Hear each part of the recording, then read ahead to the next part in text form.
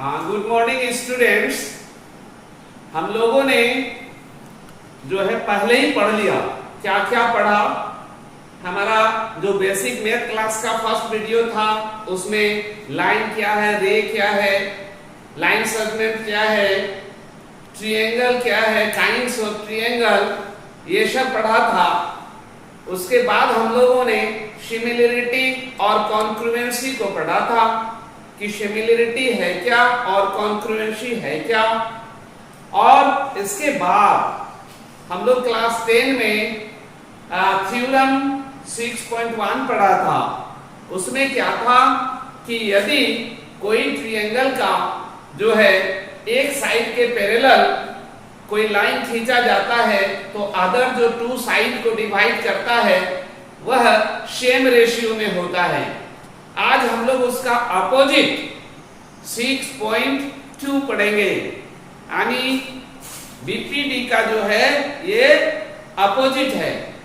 तो इसमें क्या कहा स्टूडेंट्स, इस बात को देखिए। थ्योरम 6.2 कहता है if A line divides any two side of a triangle in the same ratio, then the line is parallel to the third side। यानी पहले हमको पैरेलल दिया हुआ था और सेम रेशियो दिखलाना था, प्रूव करना था। इसमें रेशियो सेम दिया है और डीई को पैरेलल करना है स्टूडेंट्स। तो देखिए हम ब्लैक बोर्ड में ये क्या है, ये तो केवल हमारा प्रश्न है। प्रश्न को लिखें और प्रश्न जो दिया है उस बात को हमने यहां लिखा है। क्या लिखा है? ABC is a triangle। ABC is a triangle। देखिए ABC is a triangle। DE पहले भी हम लोगों ने देखा था, DE intersect AB and AC। DE जो है AB को इंटरसेक्ट कर रहा है D पर और E जो है AC को इंटरसेक्ट कर रहा है E पर स्टूडेंट्स। और क्या हमको ये दिया हुआ है, क्या AD is equal to BD, AD is equal to BD and AE is equal to by, यानी दोनों का ratio AD by BD is equal to AE by CE। ये ऑलरेडी दिया हुआ है स्टूडेंट्स। प्रूव क्या करना है? DE parallel BC। तो स्टूडेंट्स हम एक कंस्ट्रक्शन करते हैं, हमको पैरेलल प्रूव करना है। तो हम मान लेते हैं इफ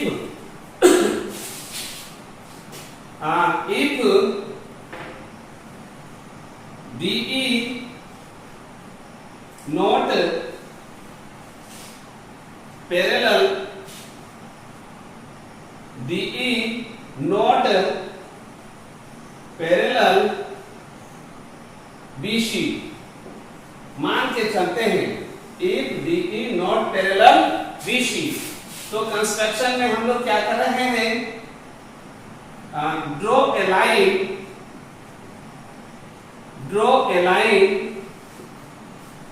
थ्रू D। क्या ड्रॉ कर रहे हैं? तो मान लिया जाए ये DF पैरेलल ले रहे हैं, ऑलरेडी है बट हम मान लेते हैं कि ये नहीं है। DF पैरेलल BC, यही हम लोग कंस्ट्रक्शन किए, ठीक है।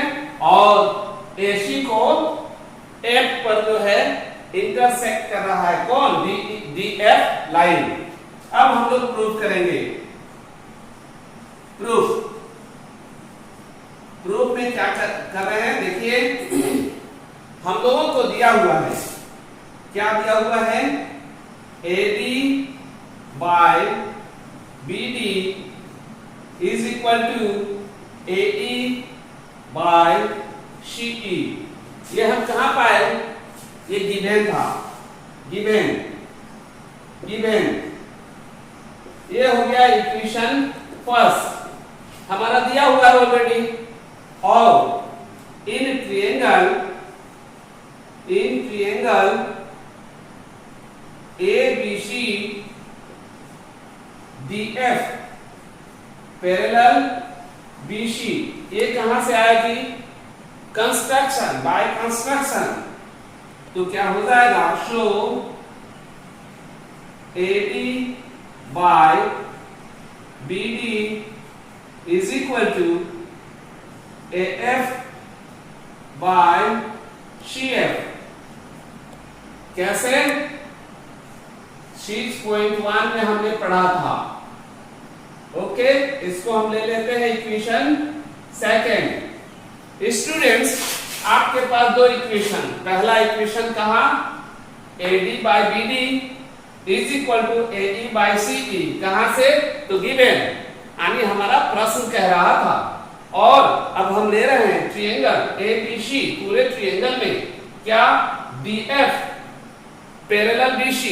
तो आपने 6.1 में पढ़ा है, क्या पढ़ा है कि यदि कोई लाइन एक साइड के पैरेलल है तो अदर टू साइड को जो इंटरसेक्ट करेगा सेम रेशियो में, तो वो हम लोग प्रूव कर चुके हैं। यहां पर लिख देंगे 6.1। तो इस तरह से दो इक्वेशन।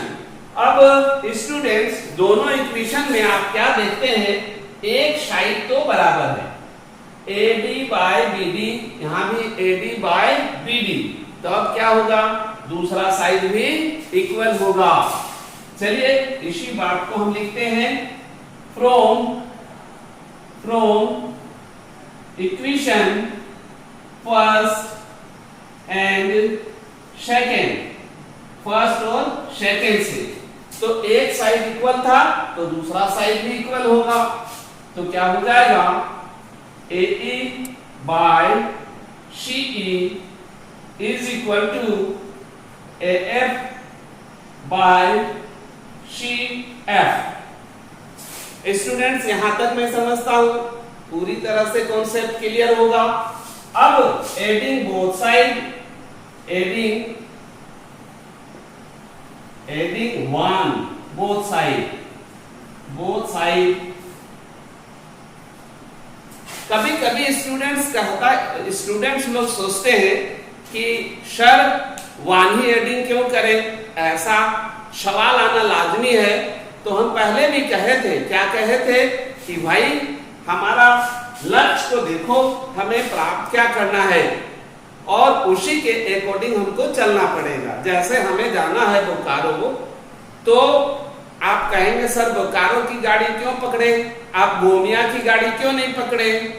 गाड़ी ही तो है। तो हमको देखना होगा कि कौन सी गाड़ी हमें बोकारो लेकर जाएगी, तो ये आपको जानना होगा। एडिंग वन बोथ साइड, तो क्या हो जाएगा?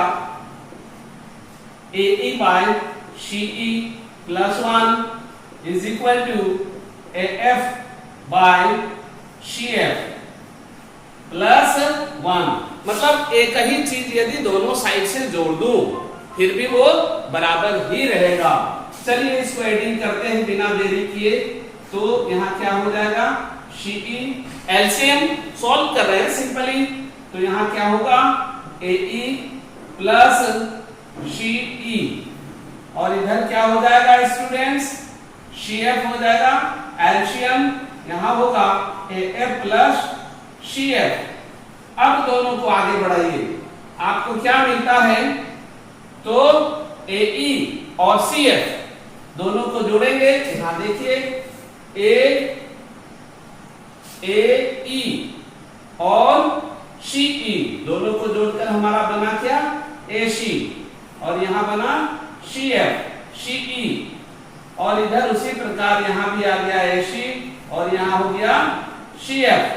स्टूडेंट्स, पिछला जो है CE is equal to CF होगा, तो आप थोड़ा कल्पना करिए कितना हास्यास्पद है या विरोधाभास रखने वाली बात है।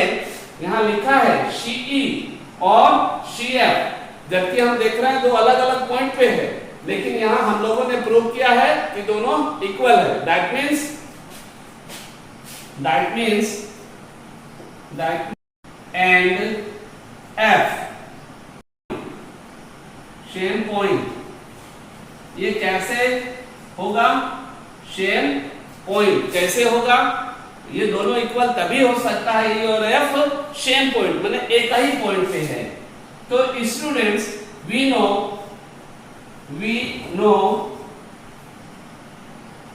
क्या हम लोग जान रहे हैं पहले से कि DF पैरेलल BC कहां से, कंस्ट्रक्शन तो हम लोग यही किए थे। तो अब हम लोग D और E और F सेम पॉइंट पे है, E और F सेम पॉइंट पे है, तो F की जगह हम लोग E लिखेंगे, DE पैरेलल BC। स्टूडेंट्स यहां जब पहुंचे तो थोड़ा सा आपको प्रूफ देखिए, हमको प्रूफ क्या करना था, यही तो करना था, तो ये हो गया प्रूफ। स्टूडेंट्स किसी भी क्लास को भली भांति समझने के लिए आपको पुराने जो क्लास है उसको मेमोरी में होना चाहिए। मुझे पता है आप लोग जो है बेसिकली पूरी तरह से कंफर्म होना चाहते हैं, कॉन्सेप्ट क्लियर करना चाहते हैं, तो आपको पिछला जो है क्लास को मेमोरी में लेना होगा। और यह कब संभव होगा, जब आप पिछला हमारा क्लास का जो वीडियोज है उसको देख लीजिए। ओके स्टूडेंट्स, बहुत बड़ा ना करूं, ओके, थैंक यू।